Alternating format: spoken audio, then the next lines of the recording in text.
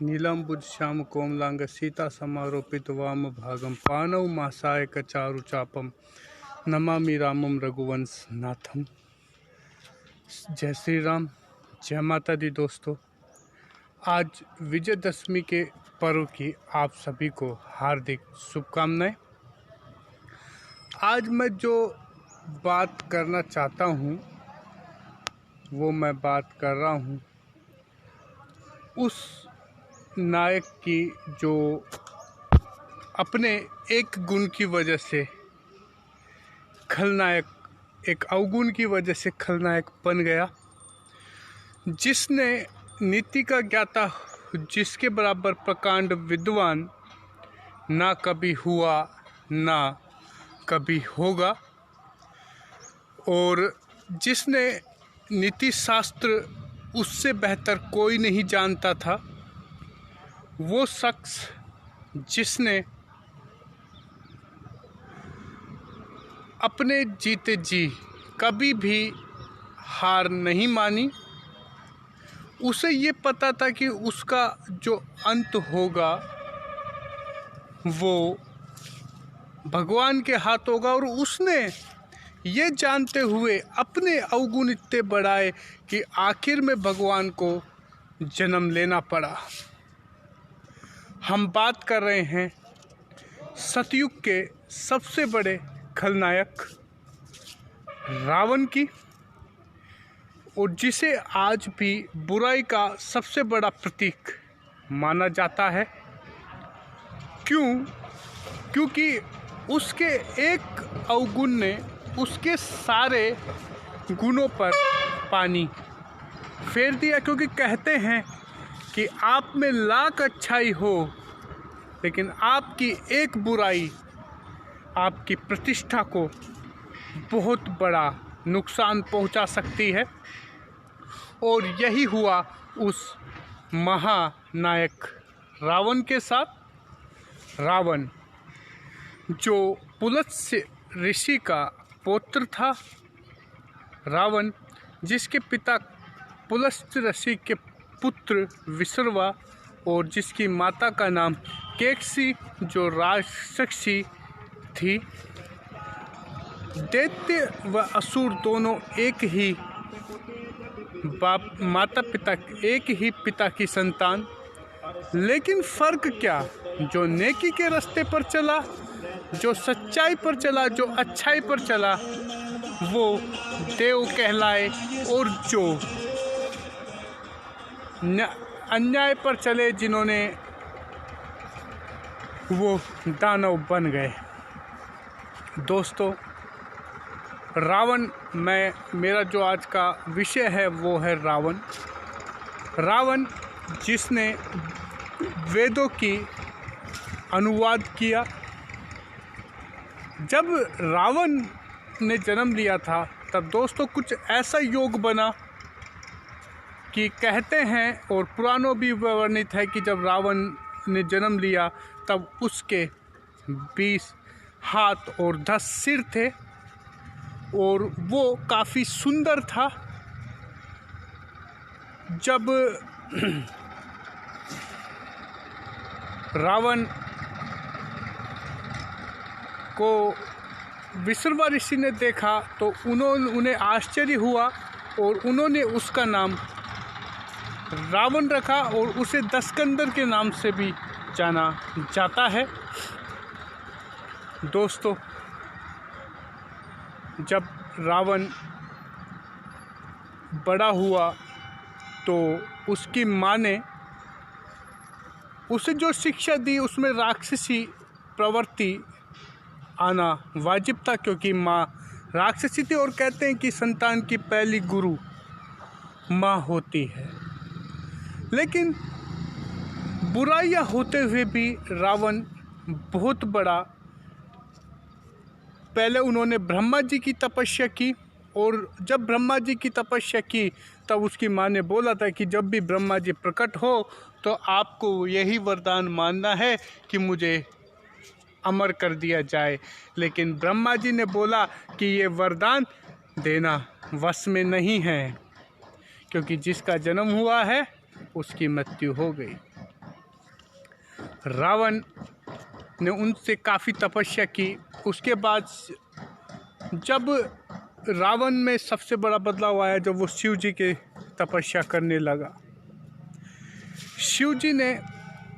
शिव जी का बहुत बड़ा भक्त था। रावण ने बहुत से साहित्य लिखे। उसने ऋग्वेद का अनुवाद किया। रावण ने नीति शास्त्र लिखा। संगीत का बहुत बड़ा ज्ञाता। कहते हैं और पुराणों में भी वर्णन है कि जब रावण रोता था तब उसके साथ में सारी सृष्टि रुदन करती थी, और जब वो संगीत गाता था तब सारी सृष्टि उसके साथ नृत्य करती थी।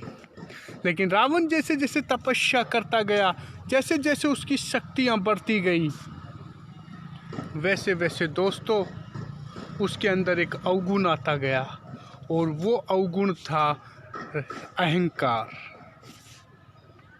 और जब अहंकार आया तो फिर उसने अपना एक जो अच्छाइयाँ थी वो कम होने लगी।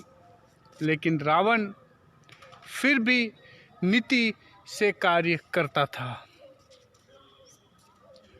रावण के समय में सबसे बड़े वैद्य सुसेन थे, जो मूर्छा विशेषज्ञ थे। जब लक्ष्मण जी मूर्छित हुए तब सुसेन ने ही उनका उपचार किया था। रावण अपनी बहन शूर्पणखा से बहुत प्यार करता था, और यही वजह है कि उसने उस शूर्पणखा की जब नाक कटी तब अपनी बहन की बेइज्जती का बदला लेने के लिए दोस्तों माँ सीता का अपहरण किया। और असल में रावण अपनी लेकिन आप ये देखिए, रावण राक्षस था और माता सीता लगभग 1.5 साल तक उसके महल में रही, लेकिन वो सुरक्षित रही। और आजकल क्या हो रहा है दोस्तों, बुराई इस तरीके से चरम पर है, और यह भी उसकी अच्छाई थी। और स्थापत्य कला में भी रावण निपुण था। रावण की जो लंका थी सोने की लंका थी दोस्तों, और उसका जो निर्माण किया था, और रावण खुद को दूसरा विश्वकर्मा भी कहता था। एक समय की बात है जब रावण के पास नारद जी आए और उन्होंने कहा कि तुमने शिव जी की बहुत भक्ति की है, आप लोग तो आपको शिव जी को यहाँ लंका में लेकर आना चाहिए। अब रावण किस तरीके से बुराई का राक्षस का प्रतीक बना। अभी तक रावण जो था वो ब्राह्मण था। तो रावण ने सोचा कि मैं भगवान शिव को क्यों नहीं लंका ले आऊं। तो उसने सबसे पहले कैलाश, और रावण की एक आदत थी वो रोज शिव जी के दर्शन करने लंका से पुष्पक विमान के जरिए कैलाश पर्वत जाया करता था। तो वो कैलाश पर्वत पहुंचा तो उसने कैलाश पर्वत सहित शिव जी को उठाने की कोशिश की। दोस्तों उसने कैलाश पर्वत को भी उठा लिया था, लेकिन कहते ना अहंग। और जब वो कैलाश पर्वत हिला तो उस समय माता सती जो शिव जी की पत्नी थी उनका संतुलन नहीं बना और वो 2 बार गिर गई। तब उन्होंने रावण को श्राप दिया कि तुम्हारी जो प्रवृत्ति है उसके अनुसार तुम असुर हो जाओ, राक्षस प्रवृत्ति में तुम्हारी प्रवृत्ति तब्दील हो जाए। तब से रावण की असुरी प्रवृत्ति और प्रबल हो गई। फिर जब रावण नहीं माना तब शिव जी ने अपना वजन बढ़ाना शुरू किया और जब कैलाश पर्वत पर शिव जी ने अपना वजन बढ़ाया तो वो कैलाश पर्वत नीचे आया तो रावण का हाथ उस पर्वत के नीचे दब गया और जब रावण का हाथ दब गया तो उसने रुदन की बजाय एक स्तोत्र की रचना की जिसे शिव तांडव स्तोत्र कहा जाता है, जो है जटाटवी विगत जल प्रवाह पावित स्थले गले लंबे लंबिताम भुजंग तुंग मालिकाम डमट डमट डमट डमट निनाद वट वर वयम चकार चंड तांडवम तनोतु न शिव शिवम। इस तरीके से उसने शिव स्तोत्र की रचना की और 18 श्लोक इसके अंदर हैं, वो उन्होंने उस समय रचित किए। तो शिव जी बोले कि तांडव वैसे मैं क्रोध में करता हूँ, लेकिन तुम्हारे इस स्तोत्र को सुनकर मैं प्रसन्नता पूर्वक मेरा मन नृत्य करने को हो रहा है, इसलिए मैं इसको तांडव स्तोत्र, शिव तांडव स्तोत्र प्रेम पूर्वक जो भी गाएगा उसके इसको सुनकर मेरा मन नृत्य करने को बाहुर होगा।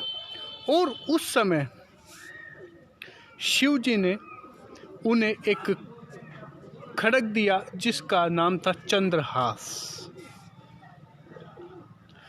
और कहते हैं कि जब तक वो चंद्रहास रावण के हाथ में रहता तब तक कोई भी उसे पराजित नहीं कर पाता था। और यही वजह है कि जब श्री राम से रावण का युद्ध हुआ तो उसने सारे हथियारों का प्रयोग किया, लेकिन चंद्रहास कभी भी प्रयोग नहीं किया, क्योंकि वो अपनी और अपने कुल की मोक्ष करवाना चाहता था। विभीषण को भी उसने निकाला, क्योंकि सबसे पहले बात करते रावण को पता था कि ये जो रामेश्वर की स्थापना श्री रामचंद्र जी कर रहे हैं वो उनकी मृत्यु के लिए कर रहे हैं। फिर भी रावण ने उनका उस रामेश्वर की स्थापना के लिए आचार्य पद स्वीकार किया और वहां आचार्य बनकर श्री रामेश्वर की स्थापना करवाई। और उस रामेश्वर की प्रतिमा में शिव जी को नृत्य करता हुआ श्री राम को दर्शन करवाया। और उसके बाद में और ऐसा भी वर्णित है कि जब कोई भी धार्मिक कार्य होता है तो पत्नी का होना जरूरी होता है। तब उस एक दिन के लिए रावण जब रामेश्वर की स्थापना कर रहा था तो माता सीता को वहाँ लेकर आया था और श्री राम के साथ माता सीता के साथ पूजा करवाकर वापिस लंका लेकर गया, वो था रावण। अपने शत्रु को जानते हुए भी पता था कि मृत्यु मेरी इसके हाथ में है, और जब सबसे पहले युद्ध करने के लिए आया रावण, क्यों आया? क्योंकि वो जानना चाहता था कि जो मुझसे युद्ध करना आया है क्या वो वास्तव में ही भगवान का अवतार है। इसीलिए सर्वप्रथम जब रावण आया तो अपनी बेइज्जती करवाकर वो युद्ध से वापस लौटा, और उसके बाद उसने अपने सारे एक योद्धा, अपने पुत्र, भाई, जबकि उसको पता था कि कुंभकर्ण एक दिन बाद अपने आप उठता, लेकिन उसे एक दिन पहले रावण ने उठाया। क्यों? क्योंकि उसे अपने कुल की मोक्ष करवानी थी। रावण जब अंतिम सांस ले रहा था, जब राम जी ने रावण का वध किया, उस समय जब वो आकाश से उसके अमृत कलश पर राम जी ने अग्नि बाण मारा और वो सूखा, और रावण जब धरती पर गिरा, तब राम ने लक्ष्मण से कहा कि जाओ रावण से कुछ नीति की बात सीख कर आओ। दोस्तों, रावण के सिर पर जब लक्ष्मण जाकर खड़े हो गए तो बोला कि मुझे शास्त्र दीजिए। तो रावण ने बोला मुझे कोई दिखाई नहीं दे रहा, मैं किसे ज्ञान दूं। तो दोस्तों जब राम लक्ष्मण जी वापस गए, बोले कि सर कि भैया उन्होंने तो मुझे कोई ज्ञान ही नहीं दिया। तब राम जी ने पूछा भाई कहाँ खड़े हुए थे? तो उन्होंने कहा कि मैं सिर की तरफ खड़ा था। तो उन्होंने कहा कि अगर गुरु से ज्ञान लेना हो तो चरणों की तरफ जाओ। तब जब लक्ष्मण जी रावण के चरणों के पास खड़े हुए, तब रावण ने उन्हें नीति का ज्ञान दिया, राजनीति समझाई। और जब रावण के पास अंतिम बार जब रावण आए, राम जी आए, तब दोस्तों उन्होंने दिखाया कि दशरथ जी जो उनके पिता थे लेकिन उनकी गति नहीं हो पा रही थी, जबकि राक्षस सब आराम से स्वर्ग में प्रवेश कर रहे थे। क्यों? क्योंकि दशरथ जी का मन जब वो स्वर्ग को गए तब पुत्र में था, लेकिन उनकी जो राक्षस जो मरे वो राम के हाथों मरे, इसलिए उन्हें स्वर्ग की प्राप्ति हुई। दोस्तों रावण जिसे आज बुराई का प्रतीक माना जाता है, क्या उसके बाद कभी कोई बुरे आदमी नहीं हुए? क्या उसके बाद राक्षस नहीं हुए जिन्होंने बुराई को नहीं किया? लेकिन रावण को ही सबसे बड़ा बुराई का प्रतीक क्यों माना जाता है? और इसका मैं यही सोच रहा था, लेकिन एक बार मनुस्मृति में कहीं पढ़ा था दंड विधान में कि अगर कोई दूसरा दंड करता है पर स्त्री गमन या पर स्त्री का अपहरण, तो उनको 100 गुना दंड दिया जाता है।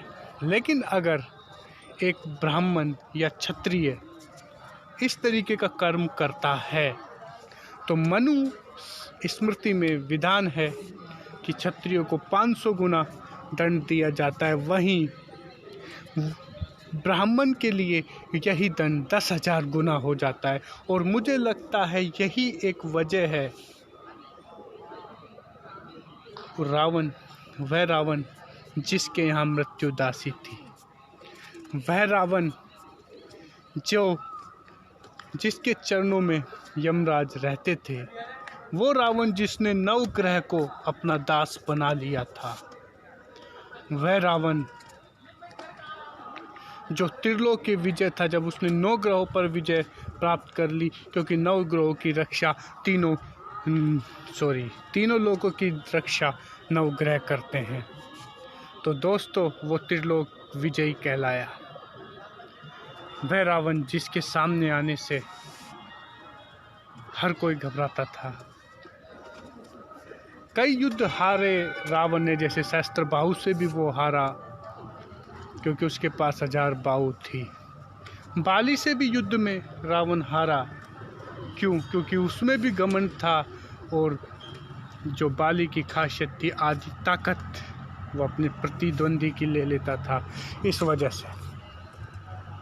लेकिन रावण एक हीरो होते, जब पहली बार हनुमान जी ने रावण को देखा तब उन्होंने उसके सुंदर रूप में रामायण वाल्मीकि द्वारा लिखित रामायण में इसका वर्णन मिलता है कि वो भी रावण के सुंदर रूप को देखकर मोहित हो गए थे।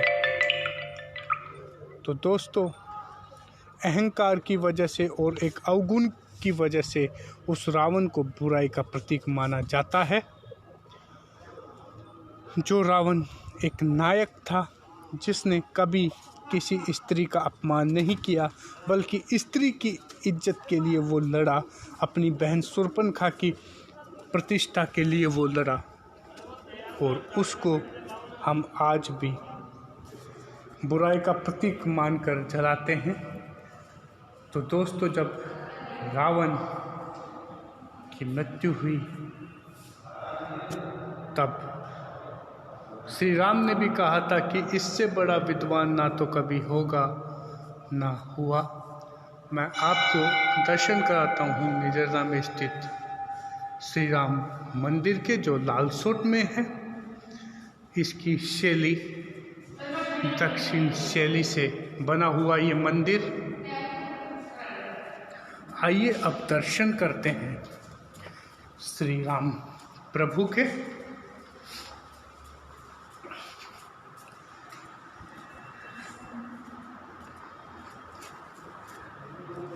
तो दोस्तों, उस 1000 गुना दंड की वजह से हम आज भी उस रावण को जलाते हैं। ये श्री राम की मूर्ति और सुंदर दृश्य श्री राम दरबार का आप लोगों के समक्ष आज इस विजयदशमी पर